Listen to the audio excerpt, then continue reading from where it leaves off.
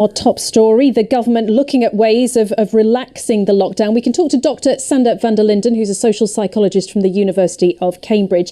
Dr. van der Linden, a lot has been said in the last 24 hours or so that the messages the government has put out, asking, are they confusing?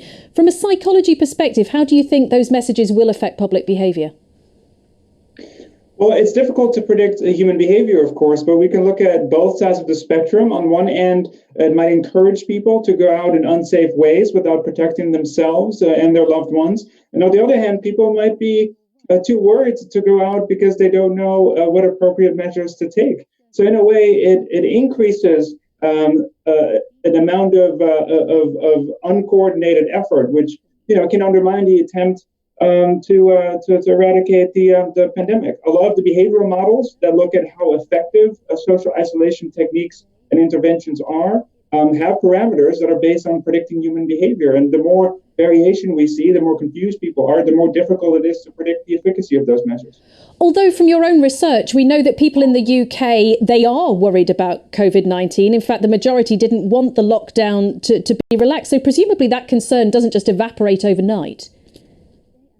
Absolutely. So we did some surveys that were done just before the Prime Minister's message, but the majority of the UK public supports a continued lockdown, and people were, in fact, quite concerned about the current situation. And if you look at the numbers, perhaps that's a reasonable conclusion for people to come to. And so people are perhaps taking their own initiative, which is important in trying to keep each other safe. Well, talking about the own initiative, and there are a couple of points I want to try and race through with you. We know that hundreds of thousands of parents are saying they want to decide for themselves when to send their children back to school. Do you think we will be seeing more people trying to take charge of their own behaviour and safety?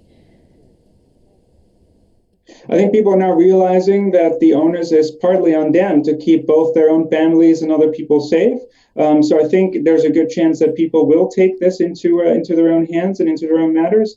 In our research, we see one of the biggest predictors of people's risk perception is their political worldview. So, equally, if you value freedom and freedom to go out into the world, we should also respect people's freedom to choose to continue the lockdown if they feel that is the safe thing for them to do. And, right now that seems to be consistent with the scientific evidence in that the infection rate hasn't gone down the way that we hoped. We only have a few seconds, so a kind of a yes or no. We've heard today that we should use our face coverings when we're in shops and so on. A few weeks ago, we were told they wouldn't help the public. What's your perspective on this, psychologically speaking?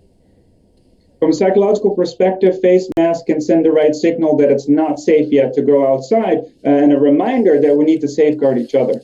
Dr. van der Linden, good to talk to you. Thank you very much indeed. So as we've been saying, it does seem we might be about to